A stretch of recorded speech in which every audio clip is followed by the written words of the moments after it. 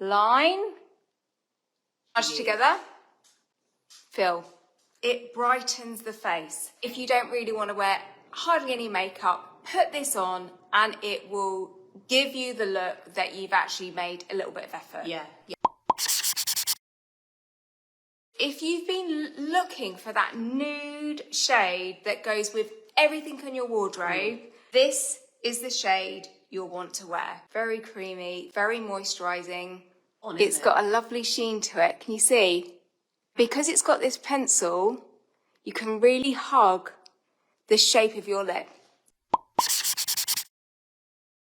This is very chic, very neutral, but it does have a nice impact to it. Even if you just had a plain t-shirt and jeans on, that would look really, really lovely. Yeah. In all my 25 years as a makeup artist, when I've gone and worked with the thousands of women that I've worked with, I always seek out these colours, and I've managed to work with a brand to make the colours for me, and I've put them in a trio for you.